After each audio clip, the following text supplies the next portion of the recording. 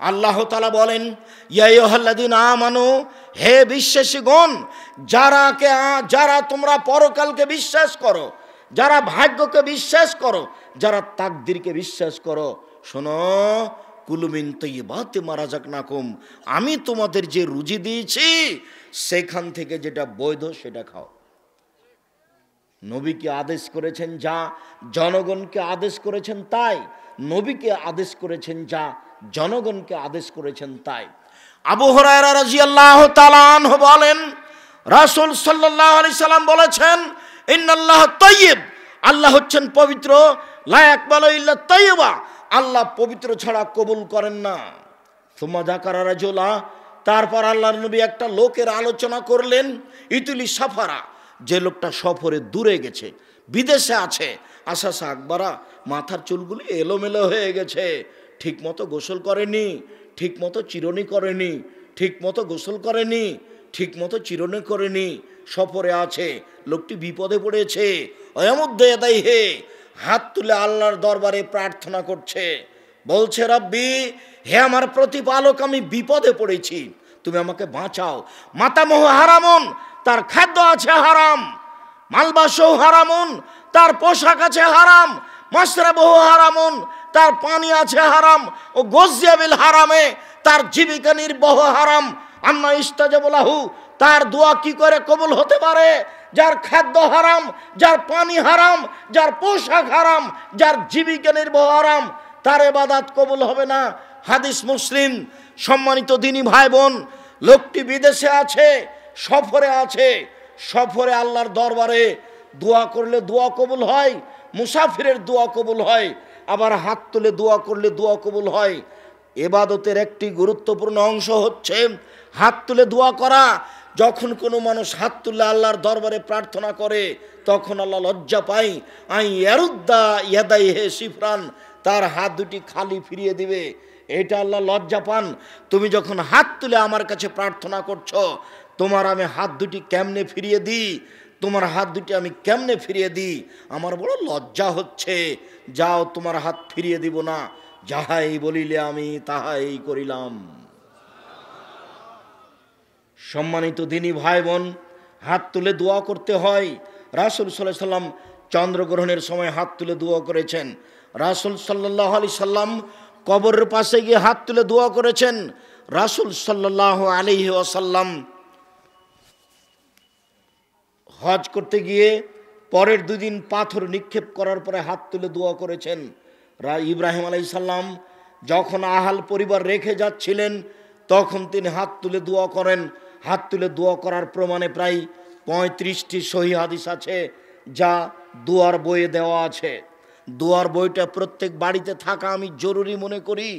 রাসূল সাল্লাল্লাহু আলাইহি সাল্লাম, আইনে রাসূল সাল্লাল্লাহু আলাইহি সাল্লাম দোয়া অধ্যায়, এই বাড়িটা পৃথিবীর প্রত্যেকটা বাঙালির বাড়িতে আমি দাবি রাখি, এ দেশের মাটিতে মিথ্যা বইয়ে পরিপূর্ণ হয়ে আছে।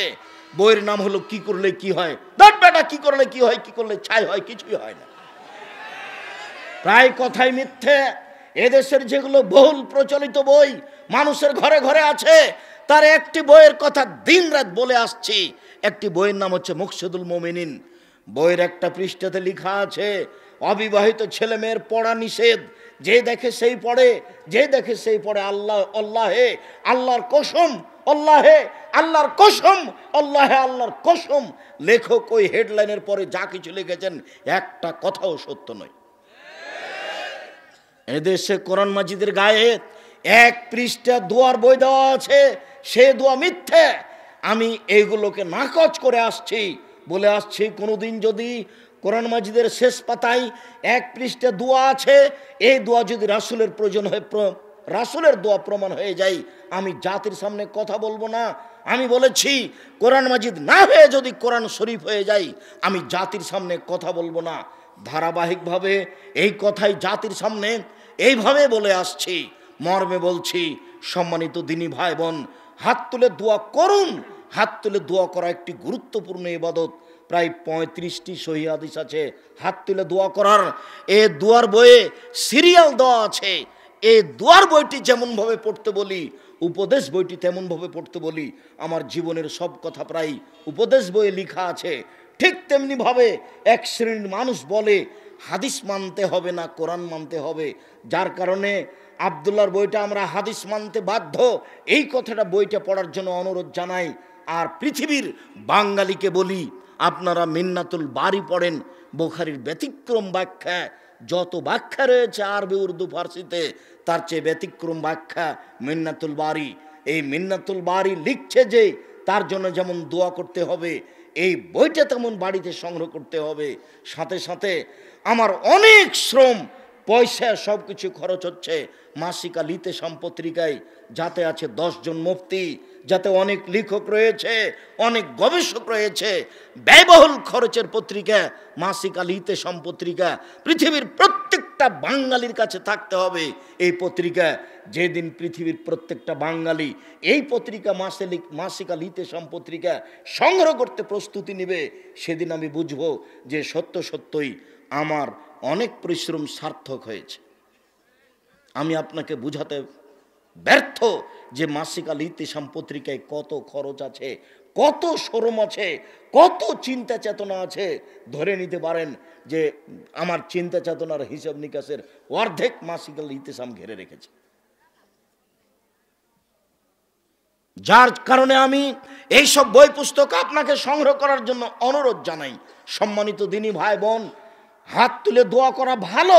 অত্র হাদিসে হাত তুলে দোয়া করার কথা প্রমাণ হয়।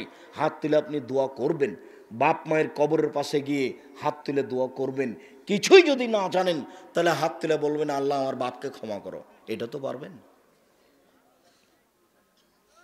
আর যদি পারেন তাহলে প্রথমে গিয়ে সালাম দিয়ে আপনি ইসমে আজম পড়বেন। কতদিন আপনাকে আমি ইসমে আজম শোনালাম। আল্লাহু ইন্না সালাকা বিআন্নাকা আনতাল্লাহ লা ইলাহা ইল্লা আনতাল আহাদুস সামাদুল্লাযী লাম ইয়ালিদ ওয়া লাম ইউলাদ ওয়া লাম ইয়াকুন লাহু কুফুয়ান আহাদ। এটা হলো ইসমে আজম। আল্লাহ রাসূল বলছেন, এই দোয়া এমন দোয়া, এই দোয়া দিয়ে যদি কেউ কিছু চায় তাকে দিয়ে দেওয়া হবে। এই দোয়া যে দিয়ে যদি কেউ প্রার্থনা করে তার প্রার্থনা কবুল করা হবে। রাসূল সাল্লাল্লাহু আলাইহি সাল্লাম বলেছেন, দাওয়াতু জিন্নুনে, মাছ অলার দোয়া। দাওয়াতু জিন্নুনে, মাছ অলার দোয়া। কার দোয়া বলেন তো দেখি? ইউনূস আলাইহিস সালামের দোয়া। ইউনূস আলাইহিস সালামের দোয়া। যে কোনো বিপদে পড়ে যদি মানুষ মাছ অলার দোয়া পড়ে, তাহলে আল্লাহ তাকে সেই বিপদ থেকে উদ্ধার করবেন। বলেন তো সেই মাছ অলার দোয়া কি? লা ইলাহা ইল্লা আনতা সুবহানাকা ইন্নী কুনতু মিনাজ জালিমিন। যে কোনো বিপদে, ছোট হোক বড় হোক, ছোট হোক বড় হোক, মেডিকেল হোক, হাসপাতাল হোক, ছেলে হোক মেয়ে হোক, কোর্ট হোক কাচারি হোক, যে কোনো সমস্যায় আপনি আশ্রয় নেবেন, লা ইলাহা ইল্লা আনতা সুবহানাকা ইন্নী কুনতু মিনাজ জালিমিন। আল্লাহ তাআলা বলছেন, ইউনূস যদি এই দোয়া মাছের পেটে না পড়তো, আমি আল্লাহ ইউনূসকে কিয়ামত পর্যন্ত মাছের পেটে রেখে দিতাম।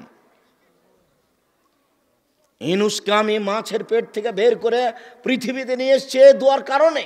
রাসূল সাল্লাল্লাহু আলাইহি সাল্লাম বলেন, পৃথিবীর যে কোনো মানুষ যে কোনো বিপদে, যে কোনো মানুষ যে কোনো বিপদে দোয়া ইউনূস পড়বে, আমি তাকে সে বিপদ থেকে বাঁচিয়ে দিব। তবে ভুলেও কখনো ১৬ লক্ষ বার পড়বেন না।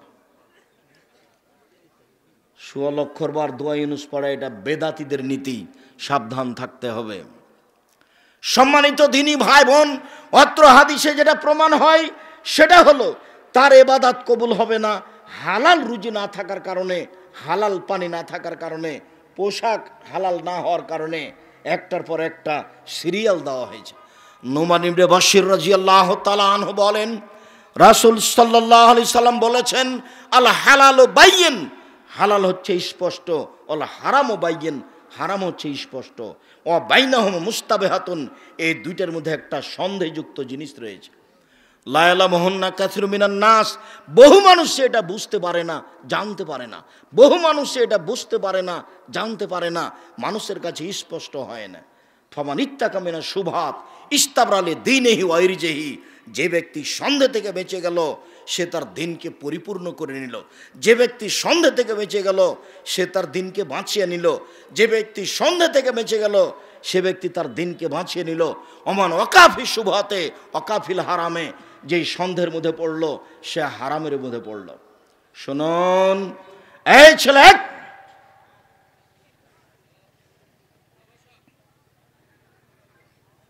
অনেক শ্রম দিয়ে ব্যবস্থাপনা হয়েছে, অনেক কষ্ট করে। গত রাত্রে ঢাকায় ছিলাম, রাতে গেছি ঢাকায়, সারাদিন কাজ করেছি। আবার রাতে রাজশাহী গেছি, রাজশাহীতে গিয়ে কিছু প্রস্তুতির পরে জুমার খুতবা দিয়েছি। জুমার খুতবার পরে কিছু খাওয়া দাওয়া করে আসছি, এসে আপনার এখানে আসলাম। তা আপনি আমার চেয়ে বেশি ক্লান্ত না আমি বেশি ক্লান্ত? তা আপনি ওখানে চা খেয়ে আমাকে কি দেখাচ্ছেন? কিভাবে বললে আপনি বুঝতে পারবেন? এগুলো আপনার আমি ঘৃণা করি। আর আমি আব্দুর রাজ্জাক বিন ইউসুফ সারা রাত বক্তব্য করি না, এটা তো আজকে নতুন নয়। না হয় 1 ঘন্টা, না হয় 1.5 ঘন্টা, না হয় 2 ঘন্টা। আমি তো অত আমার জানা নাই। যে বিষয়ে আমি আলোচনা করি ওই বিষয়ে আমার হাদিস শেষ হয়ে গেলে আমি কথা বলা শেষ করে দিই। তা আপনি আমাকে ধৈর্যের চ্যুতি ঘটিয়ে কি দেখাবেন আমাকে? ধৈর্য কি ঘোড়ার ডিম হয়ে গেল? মানুষে বলে ধৈর্য ধারণ করো, সেটা কি? মানুষে বলে একটু ধৈর্য ধারণ করো, সেটা কি? আল্লাহ বলছেন যে ধৈর্য ধারণ করো, আল্লাহ বলছে যারা ধৈর্য ধারণ করে আমি তাদের সাথে থাকি, এটা কি? আসলেন ঢং ঢং করে আসলেন, আর বলতে বলতে কি বলতে বলতে চলে গেলেন। এর কি হলো? আব্দুর রহমান যে বলল যে অনুভূতি নিয়ে সলাত আদায় করতে হবে। আমি যে অজু করে মসজিদের দিকে যাচ্ছি তা আমার একটা অনুভূতি কাজ করছে যে আমি সুন্দর করে অজু করেছি, ইনশাল্লাহ আমার সব পাপ মুছে গেছে। তো তাহলে আমার সলাতটা কি হবে? সলাতটা আমার নফল ইবাদত হবে, এতে আমার মান বেড়ে যাবে।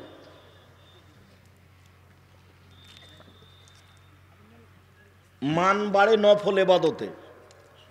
আপনার মনে আছে কি না যে একজন সাহাবী রাতে আল্লাহর নবীর পানি আর মেশক নিয়ে এসে দিয়েছেন, রাতে একসাথে আছে। তো আল্লাহর নবী পানি আর মেশকটা দেখে খুশি হয়ে খালেদ নেই, খালেদ নেই, খালেদ নেই। অনেকক্ষণ পরে তোর সময় শেষ, তোর থাকা হয়ে গেছে, তুই কাল চলে যাস। দুইজন কিন্তু একই অধীনে, একই লোকের অধীনে কাজ করছে। এবার কুরবানির ছুটি হয়ে গেছে। এই খালেদ তুই যা, তোকে কিছু দেওয়া যাবে না। আমার তুই কি নিবি বল? হ্যাঁ বেটা, তোর উপরে আমি খুশি, তোকে একটা পাঞ্জাবি দেবো, 1 জোড়া স্যান্ডেল দেবো, টাকা নিয়ে যা, মালিক খুশি। তো আল্লাহর নবী অজুর পানি দেখে আর মেশক দেখে কি হয়েছেন? খুশি হয়ে গেছে। বলছেন সালমা সে, তা তোমার মনে যা চাই তাও চাও, চাও কি চাও? তখনও বলছে আসসালাকম ওরাফা তাকাফিল জান্নাত, আপনার সাথে জান্নাতে থাকতে চাই। তখন আল্লাহ রাসূল বলছেন আওয়া গায়ে যাক, না না না না, এইটা নয়, এইটা নয়, অন্য কিছু চাও, অন্য কিছু চাও, এইটা নয়, অন্য কিছু চাও। তখন সাহাবী বলছেন হোয়া থাকা, ওটাই চাই, অন্য কিছু চায় না। তো পৃথিবীর এত বড় নবী, মানুষ হিসাবে সবচেয়ে দামি মানুষ, তার চেয়ে দামি মানুষ আল্লাহ কাউকে সৃষ্টি করেননি। বিচারের মাঠে বলবেন মাথা উঠান, যা বলবেন সেটা মেনে নিব। সাল তুতা, যা বলবেন সেটা মেনে নিব। অসফেতু সাফা, যা বলবেন সেটা গ্রহণ করব। বলেন কি বলছে, যেটা বলবেন সেটা করব, যেটা বলবেন সেটাই করব। আল্লাহ বলবেন বিচারের মাঠে। ইনি বলতে পারলেন না যে আচ্ছা ঠিক আছে আমি তোমাকে জান্নাতে নিয়ে থাকবো, এই কথা বলতে পারলেন না। বললেন দেখো আইনি বেকাসরাতি সজুদ, একটু তুমি বেশি বেশি নফল সলাত পড়ে আমাকে সাহায্য করো, আমি তোমাকে এমনি নিয়ে থাকতে পারবো না, আমি জান্নাতে পাশে নিতে পারবো না তুমি যদি নফল সলাত না আদায় করো। তো আমি ফরজ সলাত, আমি অজু করেছি, সব পাপ মুছে গেছে, আমার সলাতটা কি হবে? আমার সলাত এখন মান মর্যাদা বাড়াবে। নফল সলাতে মান মর্যাদা বাড়ে যদি অনুভূতি নিয়ে অজু করি, তাহলে সলাতটা আমার জন্য মান মর্যাদা বৃদ্ধিকর হয়ে যাবে, আর এতে আমার পাপ মুছে গেছে। রাসূল সাল্লাল্লাহু আলাইহি সাল্লাম বলছেন, একদা আল্লাহ আমাকে বলছেন হাল তাদরি ফিমা ইয়াকতাসিমুল মালাউল আলা, মুহাম্মদ আপনি কি বলতে পারেন ওপরে কি নিয়ে হইচই হচ্ছে, ওপরে হইচই হচ্ছে কি নিয়ে? তখন আমাদের নবী বলছেন নাম, জি আমি বলতে পারি। ফিল কাফারা, ওপরে হইচই হচ্ছে, মানুষের পাপ মিটে যাবে কিসে, এই নিয়ে হইচই হচ্ছে। অল কাফারাত, আর কাফারাত পাপ মিটে যাবে এই নিয়ে। এক, আল মাকসু ফিল মসজিদে বাদা সালাওয়াত, সলাতের পরে মসজিদে বসে জিকির আজকার করলে পাপ মিটে যায়, মান বেড়ে যায়, পাপ মিটে যায়, মান বেড়ে যায়। দুই, অল মাশু আলাল আকদামিল আল মাসাজিদ, পায়ে হেঁটে মসজিদে গেলে পাপ মিটে যায়, মান বেড়ে যায়, পাপ মিটে যায়, মান বেড়ে যায়, পাপ মিটে যায়, মান বেড়ে যায়। তিন, ওয়াইসবাগুল ওযু, ভালো করে ওযু করলে পাপ মিটে যায়, মান বেড়ে যায়, পাপ মিটে যায়, মান বেড়ে যায়। এরপর আল্লাহ রাসূল বলছেন মান ফালা হাজা আশা বে খায়রিন ও মাতা বে খায়রিন, কেউ যদি এমনটা করে তাহলে তার মরে যাওয়া ভালো, তার বেঁচে থাকা ভালো, তার মরে যাওয়া ভালো, তার বেঁচে থাকা ভালো, তার মরে যাওয়া ভালো, তার বেঁচে থাকা ভালো। ওয়া কানা মিন খাতিয়াতিন কায়াউমিন ওয়ালাদাত উম্মুহু, সে পাপ থেকে হয়ে যায় সেই দিনের মতো যেদিন তার মা তাকে জন্ম দিয়েছে, সে পাপ থেকে হয়ে যায় সেই দিনের মতো যেদিন তার মা তাকে জন্ম দিয়েছে। এমন কাজ করলে সে নিষ্পাপ হয়ে যায়, সে হয়ে যায় সেই দিনের মতো যেদিন তার মা তাকে জন্ম দিয়েছে। রাসূল সাল্লাল্লাহু আলাইহি সাল্লাম বলেন। সম্মানিত দিনী ভাই বোন, বলছিলাম হালাল স্পষ্ট, হারাম স্পষ্ট। যে ব্যক্তি সন্দেহ থেকে নিজেকে বাঁচালো, চাকরিকে বাঁচালো, ব্যবসা বাণিজ্যকে বাঁচালো, জমি জায়গার ব্যাপারে বাঁচালো, জোর করে জমি দখল করবেন না। 24 ঘন্টার মধ্যে যা জমি দখল করেছেন তা ছেড়ে দেন। আর এই ছেলে, তোমাকে আমি যা বলেছি সেটা বাস্তবায়ন করবা। তোমাকে আমি বলেছি যে তোমার বাপ কুকুর শ্রীগালের চেয়ে খারাপ, তুমি কষ্ট পেলে বেটা? আব্দুর রাজ্জাক সাহেব, আপনাকে ভালোবাসি, এই জন্য আপনি আমার বাপকে যেন এভাবে বলিয়েন না। আমি তোমার বাপকে এভাবে বলতে চাইনি, আমি বলবো কেন? আল্লাহ বলছেন বুঝেও বুঝে না ওরা অন্তর আছে, বুঝে না, দেখেও দেখে না ওরা চক্ষু আছে, দেখে না, শুনেও শুনে না ওরা কান আছে, শুনে না। ওরা একা কালা আনাম, তারা পশু প্রাণীর মতো, তারা গরু ছাগলের মতো, তারা কুকুর শ্রীগালের মতো, বাল হাজাল, বরং তার চেয়ে খারাপ। অন্তর আছে, বুঝে না, বোঝা দরকার ছিল। চক্ষু আছে, দেখে না, দেখা দরকার ছিল। কান আছে, শোনে না, শোনা দরকার ছিল। সে শোনে না, সে পশু প্রাণীর মতো, বরং তার চেয়ে খারাপ, পশু প্রাণীর চেয়ে খারাপ। বুঝেও বুঝে না ওরা, কান আছে বুঝে না, দেখেও দেখে না ওরা, চক্ষু আছে দেখে না, শুনেও শোনে না ওরা, কান আছে শোনে না, দেখেও দেখে না ওরা, চক্ষু আছে দেখে না, বুঝেও বুঝে না ওরা, অন্তর আছে বুঝে না। ওরা পশু প্রাণীর মতো। আমার আব্বা কৃষক মানুষ, জমি চাষ করার পরে গরু মাঠে ছেড়ে দিতেন, তখন গরু নিয়ে আমরা মাঠে থাকতাম। গরু যখন ক্ষেতের দিকে যেত, ধানের দিকে যেত, তখন আমরা খেলাতাম, আমরা বলতাম এই থেমে গেছে, একটু পরে আবার যাচ্ছে। তার মানে বুঝেও বুঝেনি, তাই তো গরু। বুঝেও বুঝেনি, এই জন্য তো গরু। তা আমি বললাম যে আর জর্দা সিগারেট খাবেন না, তারপরেও খাচ্ছেন, তাহলে কি হলো? এটা বিড়ি সিগারেট খাবেন না। 3 শ্রেণীর মানুষের ইবাদত কবুল হবে না। তার এক শ্রেণীর মানুষ যারা বিড়ি সিগারেট খায়, নেশাদার দ্রব্য পান করে। 3 শ্রেণীর মানুষ জান্নাতে যাবে না। তার এক শ্রেণীর মানুষ দায়ুস, ও লন্ডনে গেছে কি করতে? 3 চিল্লা দিতে। আর বেটি আবার ঢাকা বিশ্ববিদ্যালয়ে পড়ে, আর একজনের সাথে ঘুরে। ও দায়ুস, জান্নাত লাভ করা যাবে না তাহাজ্জুদ পড়লেও। 3, ও রাজলাত মিনান নিসায়ে, পুরুষের বেশধারী নারী, যারা পুরুষের জুতা স্যান্ডেল পরে, যারা পুরুষের শার্ট প্যান্ট পরে, যারা পুরুষের পোশাক পরে, তারা জান্নাতে যাবে না। পোশাক জাহান্নাম, জান্নাতের কারণ। পুরুষ যখন দাড়ি চাঁচে তখন ও নারী হতে চায়, তারপর অভিশাপ, তার উপরে অভিশাপ। দাড়ি ছেড়ে রাখেন, পুরুষত্ব শক্তি বাড়বে, দেখে পুরুষ পুরুষ লাগবে। দাড়ি চেঁচে লাগলে বেটি ছেলে, নারী নারী লাগে। কাজে পুরুষের পরিচয় দিবেন, তিতা লাগুক আর মিঠা লাগুক, সিদ্ধান্ত এটাই। সন্দেহের মধ্যে পড়ে পরকাল হারায়েন না। মাওলানা সাহেব বলেছেন জর্দা খাওয়া মাকরু, আব্দুর রাজ্জাক সাহেব বলেছেন জর্দা খাওয়া হারাম। সন্দেহ হলো তো না চূড়ান্ত হালাল হলো? চূড়ান্ত হারাম। কিভাবে? আল্লাহ রাসূল বলেছেন মানে ওয়াকাফি শুবহাত ওয়াকাফিল হারামে, যে সন্দেহের মধ্যে পড়লো সে হারামের মধ্যে পড়লো। এই ছেলে, আমি বলেছি তোমার পিতা কুকুর শ্রীগালের চেয়ে খারাপ, তুমি কষ্ট পেয়েছো। তুমি কষ্ট পাবে কেন? তোমার দাদা মরা 10 বছর হলো, তোমার বাপ এখনো জমি ভোগ করছে, তোমার ফুফুকে দেয়নি। তোমার বাপ জমি নিবে সকালে আর তোমার ফুফু জমি নিবে বিকালে, এরকম কি ঘটনা? না একসাথে নিবে? একসাথে নিবে।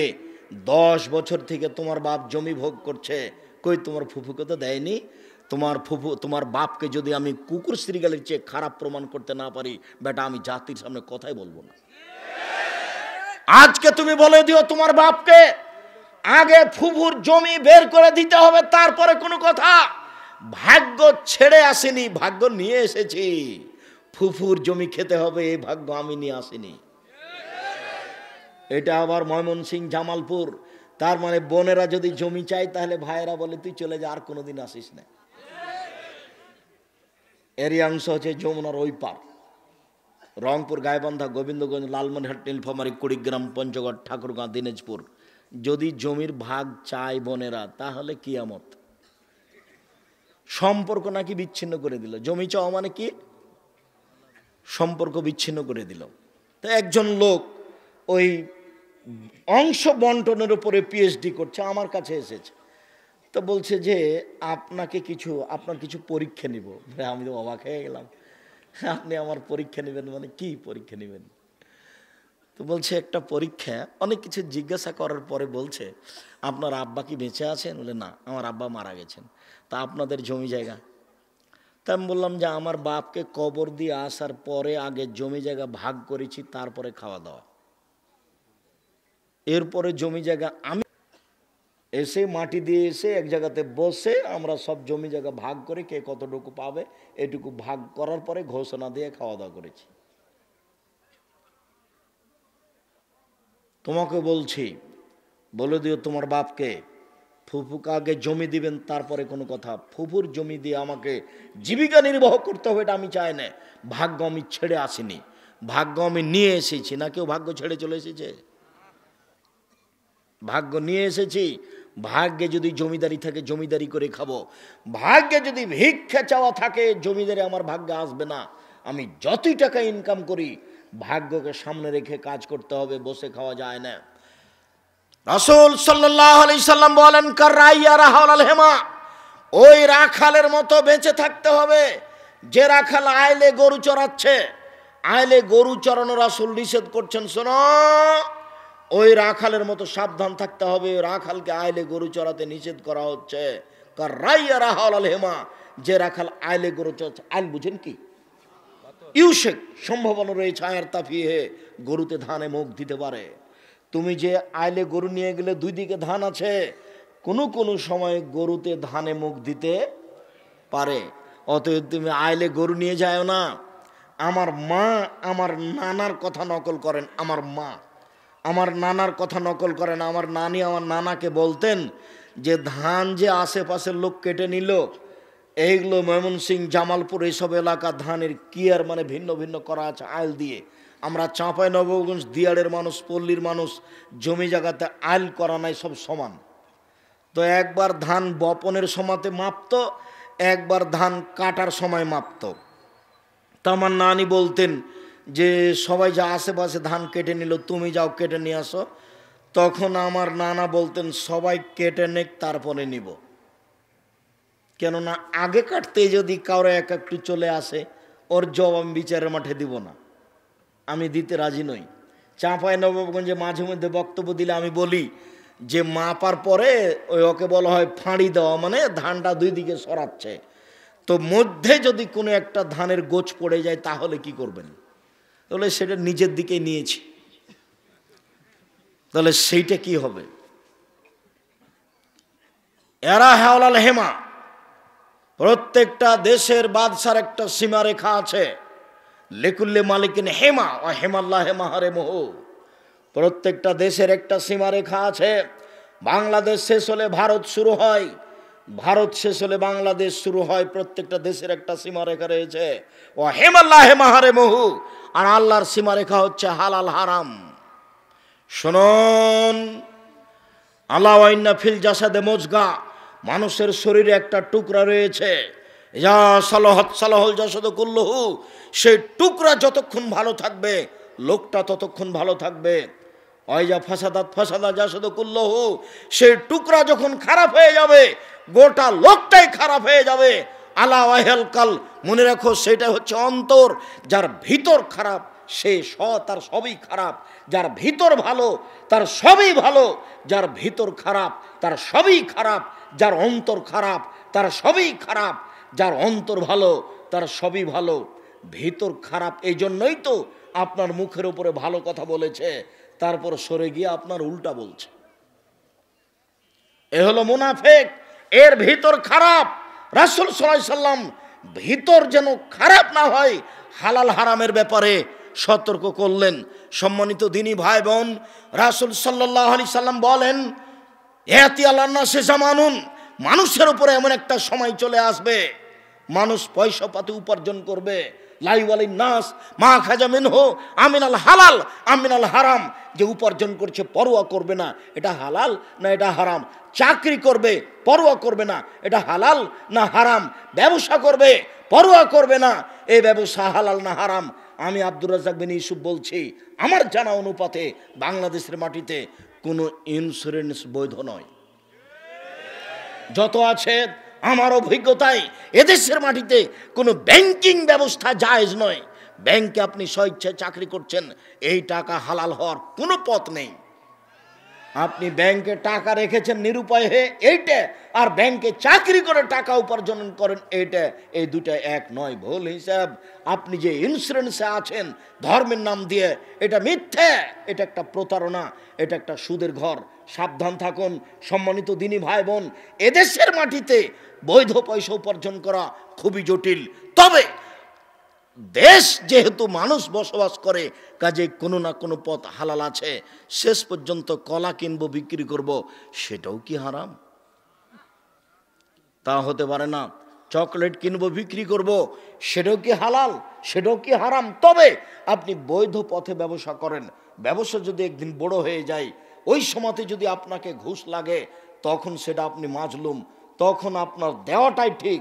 আপনি জিনিস নিয়েছেন বিদেশ থেকে, আপনার ওই চট্টগ্রামে যেখানে কাস্টম, সেখানে এটা জাহাজটা লেগেছে, আপনার জিনিসগুলি আজকে নামলে কোনো সমস্যা নেই, কিন্তু আগামীকাল যদি নামে তাহলে আপনার জরিমানা লাগবে এত টাকা। এখন যার সিগনেচারে নামবে সে বলছে 1 লক্ষ টাকা আমাকে দিতে হবে, তাহলে আমি সিগনেচার করব।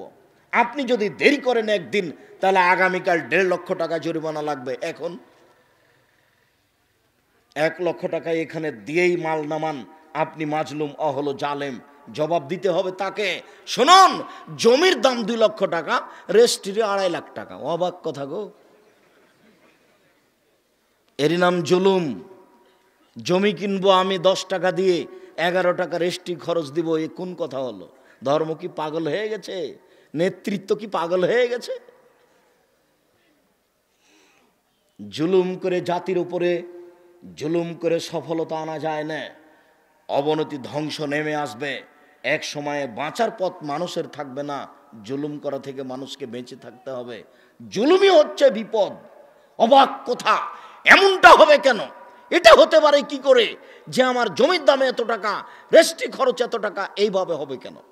ময়মনসিংহ থেকে এক ভদ্রলোক বলছে, আব্দুর রাজ্জাক সাহেব, আপনাকে খুব ভালোবাসি, কিন্তু যেই সময় আপনি বলেছেন যে এই বিবাহ কি জেনা, যে বিবাহ রেজিস্ট্রির খাতায় 4টা সাক্ষী লাগবে, আপনি বিবাহ রেজিস্ট্রিকে জেনা বললেন কেন? আমার কথারও শুনতে চায় না। আমি বলছি, বিবাহ রেজিস্ট্রিকে আমি জেনা বলিনি। জেনা প্রমাণ করতে কয়জন সাক্ষী লাগে? 4 জন। আর বিবাহ বাস্তবায়ন করতে কয়জন সাক্ষী লাগে? 2 জন। তো 4 জন কেন লেখা হলে এ খাতায়? আমি ওকে বলেছি টয়লেট পেপার হিসাবে ব্যবহার করতে হবে, তাতে আপনি ক্ষিপ্ত হয়ে গেছেন। আপনি ক্ষিপ্ত হলেন কেন? আপনি কেমন কাজী ঘোষণা দেন দেখি ময়মনসিংহ জেলায়? আগামীকাল থেকে ময়মনসিংহ জেলায় প্রত্যেকটা কাজীর খাতাতে কয়জন সাক্ষী লেখা থাকবে? 2 জন। আল্লাহ নবী বলেছেন, লা নিকাহিল্লা বলি বেওয়ালিন ওলা নিকাহিল্লা বে শাহেদাইনে, অভিভাবক ছাড়া বিবাহ হয় না, 2 জন সাক্ষী ছাড়া বিবাহ হয় না। জেনাতে 4 জন লোক লাগে। বিবাহ কি জেনা যে এখানে 4 জন লোকের কথা আসবে? কেন আসবে? আসবে কেন? যে সবগুলো নেহায়াত অন্যায়, তার মধ্যে বিবাহ রেজিস্ট্রি খাতা একটা নেহায়াত অন্যায়। রাসূল সাল্লাল্লাহু আলাইহি সাল্লামের নীতির উপরে লাথি মেরে কাজী আমাকে ক্ষমতা দেখাই বেটা, কত ক্ষমতা আছে? আপনি এই খাতাকে বাতিল করে 2 জন সাক্ষীর খাতা করেন, তারপরে দেখা যাবে যে আপনার ক্ষমতা, আপনি এখানে কাজীর ক্ষমতা পেয়েছেন। কেন হবে? কে অধিকার দিয়েছে? কার ক্ষমতার ভিত্তিতে কাজীর এই খাতায় 4 জন সাক্ষী আসবে? আসবে কেন? আসার পথ কি? কিয়ামত পর্যন্ত পথ হবে না। যদি 4 জনই থাকে তাহলে জেনাই প্রমাণ করতে চেয়েছে যারা করেছে। বাউল হিসাব তোবা করে ফিরে আসতে হবে এখান থেকে। নবীর নীতির উপরে মাতাব্বরি করার কারো সুযোগ নেই। সম্মানিত দিনী ভাই বোন, বলছিলাম লায়াদখুলুল জান্নাতা জাসাদুন গুযযিয়া বিল হারাম, ওই শরীর জান্নাতে যাবে না যে শরীর হারাম উপায়ে বড় হয়। চুপচাপ বসে থাকলেও, ধীরস্থির বসে থাকলেও পরিস্থিতি আঁচ করছি, মনে হয় সময় পার হয়ে যাচ্ছে। আবার রাজশাহী যেতে হবে, ক্লাস তো আছে 8টার সময়। তো সম্মানিত দিনী ভাই বোন, মনে কিছু নিয়েন না, খুব আগ্রহ সহকারে আলোচনা শুনছিলেন। আমরা আপনাদের কাছে বেশি বেশি আসতে পারছি না, যার কারণে দুঃখিত। দেশের বিভিন্ন জায়গাতে যাওয়ার ইচ্ছা করি, এই কারণে আসতে পারছি না। আমি তো জাতির সামনে সব জায়গায় যেতে পারবো না, বা আব্দুর রহমানও পারবে না। আপনাদের প্রশ্নের উত্তরের পর্ব আছে।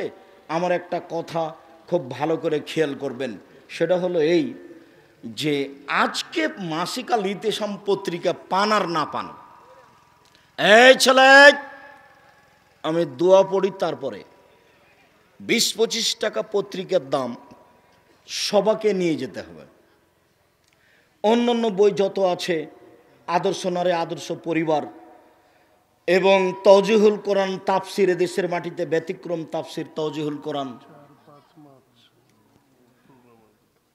আর আপনাদের বাড়ির পাশের যেটা প্রতিষ্ঠান জামিয়া সালাফে রূপগঞ্জ নারায়ণগঞ্জ, এর সম্মেলন হচ্ছে মার্চের 4-5। সেদিন সবাই উপস্থিত থাকবেন। তাওজিহুল কোরআন তাফসির বইটা নিয়ে যাবেন, আর আবদুল্লাহর বই মিন্নাতুল বারি আছে কিনা। আর আমি খাকসার সলাতের উপরে একটা বই লিখেছি। অনেক দিন থেকে আমার সাধ ছিল যে সলাতের উপরে, নামাজের উপরে একটা গুরুত্বপূর্ণ বই লিখব। রাসূল সাল্লাল্লাহু আলাইহি সাল্লামের সলাত এবং বনাম প্রচলিত সলাত, রাসূল সাল্লাল্লাহু আলাইহি সাল্লামের সলাত বনাম প্রচলিত সলাত, যত বই আছে সবগুলি নিয়ে যাবেন। মাসিক আল ইতিসাম পত্রিকা সহ, অন্যান্য বই সহ, আবদুল্লাহর মিন্নাতুল বারি সহ বইগুলি সংগ্রহ করবেন। সকল দিনী ভাই বোনকে বইগুলি সংগ্রহ করার অনুরোধ জানিয়ে, যারা আমার দিনী বোন আছেন তাদের কাছে একটি জরুরি কথা, যারা আমার দিনী বোন আছেন তাদের কাছে একটি জরুরি কথা, 5 ওয়াক্ত সালাত আদায় করবেন, রমজান মাসে সিয়াম পালন করবেন, স্বামীকে মেনে চলবেন, জেনা থেকে বেঁচে থাকবেন, জান্নাতের সব দরজা খোলা। আপনারা স্টেজ থেকে বইগুলি